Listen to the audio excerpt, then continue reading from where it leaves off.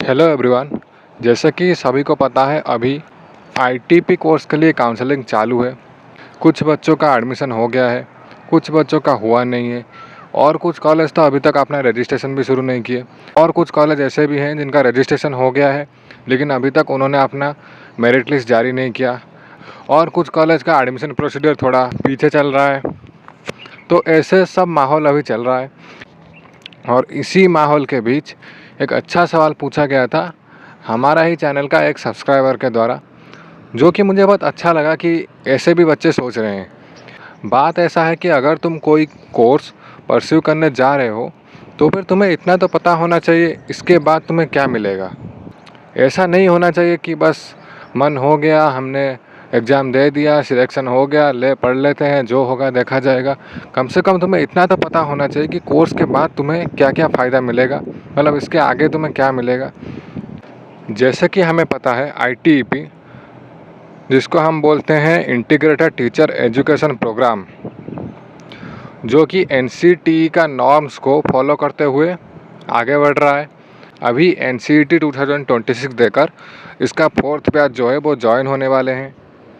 और ये कोर्स का स्ट्रक्चर कुछ ऐसा है, इसमें 2 सब्जेक्ट मेजर रहते हैं और 1 सब्जेक्ट माइनर रहता है। तो वो क्या क्या है मैं बता देता हूँ। यहाँ पर कुछ ऐसा है,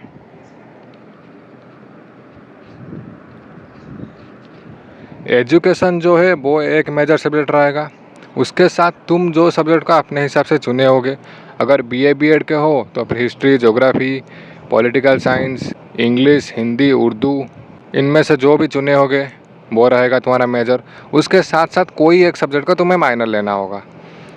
और बीएससी बीएड के लिए भी वैसा ही है, एजुकेशन सब्जेक्ट रहेगा मेजर, उसके साथ साथ और एक सब्जेक्ट जो तुम्हारा मेजर रहेगा, जैसे कि physics, chemistry, maths, zoology, botany, इनमें से जो भी तुम चुने होगे। और उसके साथ साथ कोई एक सब्जेक्ट जो है माइनर के हिसाब से रहेगा।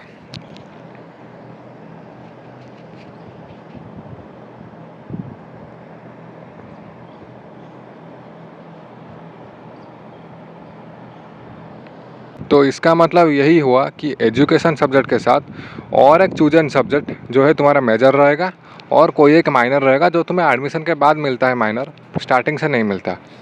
वो अपने हिसाब से तुम यहाँ पर आके चुन लेना। वैसे मेजर और माइनर का कैसे क्या कॉम्बो लेना है उसके रिगार्डिंग मैंने वीडियो ऑलरेडी बना दिया है। अगर किसी को वो देखना है तो इसका लिंक मैं पिन कमेंट में प्रोवाइड कर दूँगा। अभी बात ये आता है जो कि उस बच्चे ने पूछा था कि सर जेएनवी, केवी यानी कि केंद्रीय विद्यालय, और ओएवी जो कि उड़ीसा में चलता है, तो वहाँ पर टीजीटी के लिए एलिजिबिलिटी क्राइटेरिया कुछ ऐसा है, वहाँ पर 2 माइनर मांग रहा है। तो फिर तो हम आईटीपी करने के बाद यहाँ टीचर बनने के लिए एलिजिबल ही नहीं है। तो इसी सवाल का जवाब लेकर मैं इस वीडियो में प्रस्तुत हूँ। जैसा कि मैंने वीडियो के स्टार्टिंग में ही बताया था, एनसीटी 2026 देकर आईटीपी का 4th बैच अभी ज्वाइन होने वाला है। तो इसका मतलब ये है कि आईटीपी शुरू कब हुआ था, 2023 पर। चलो इसको इरेज कर देते हैं।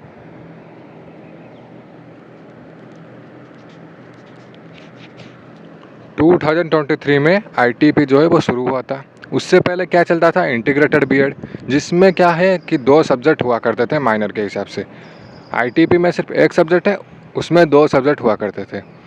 तो जो एलिजिबिलिटी है केवी या फिर जेएनवी का, टीजीटी का जो एलिजिबिलिटी है वो उसी के हिसाब से बनाया गया था। अभी तक आईटीपी का फर्स्ट बैच अभी तक पास आउट नहीं हुआ है। तो जब तक ये लोग पास आउट नहीं हुए हैं तब तक वो क्राइटेरिया कैसे बदल सकता है। तो इसीलिए जो है वहाँ पर सिस्टम ऐसा है, जब पास आउट हो जाएंगे उसके बाद क्या है, जो क्राइटेरिया है वो बदल जाएगा। वहाँ पर ऐसे आ जाए कि एजुकेशन के साथ 1 मेजर और 1 माइनर वाले एलिजिबल रहेंगे। तो इसके बाद और एक कन्फ्यूजन ये भी हो रहा है कि बच्चों को, कि साम्स के थ्रू जब हम एडमिशन करवा रहे हैं तो वहाँ पर 2 माइनर मिल रहा है। अगर क्राइटेरिया चेंज होता है तो फिर 2 माइनर वाला क्या एलिजिबल नहीं रहेंगे? ऐसा नहीं होगा, ऐसा बिल्कुल नहीं होगा कि 2 माइनर वालों को नहीं देंगे। बस यही हो जाएगा कि 1 माइनर होना ही चाहिए। अगर 2 है तो बहुत बढ़िया, और भी अच्छी बात है, तुम्हारे पास ज़्यादा नॉलेज होगा। ठीक है, तो इसके लिए घबराना नहीं है। अगर ऐसा क्राइटेरिया होता है तो जिसके पास 2 माइनर है या फिर जिसके पास सिंगल माइनर है, दोनों ही फ़ायदे में रहेंगे। और ये कोई अनुमान लगा के नहीं बताया जा रहा है। बात कुछ ऐसा था कि अभी कुछ ही दिन पहले ही एक नोटिस आया था न्यूज़पेपर में कि इसके रिगार्डिंग बातें चल रहा है एनसीटी कमीशन का। तो वो यही बोल रहे हैं कि जब हमारा पहला बैच आईटीपी का पास आउट हो जाएगा, उसके बाद तुरंत ही वो इसका एलिजिबिलिटी जो है वो चेंज करवा देंगे। ठीक है, बस यही था इस वीडियो में। बाकी इंस्टाग्राम और टेलीग्राम का लिंक तुम्हें पिन कमेंट में मिल जाएगा, वहाँ से तुम कनेक्ट हो सकते हो मेरे साथ। वीडियो को लास्ट तक देखने के लिए बहुत बहुत धन्यवाद। और कुछ और डाउट्स है तो फिर कमेंट सेक्शन में आराम से लिख सकते हो, उसका भी रेस्पॉन्स मिल जाएगा। ठीक है, फिर मिलते हैं अगले वीडियो में।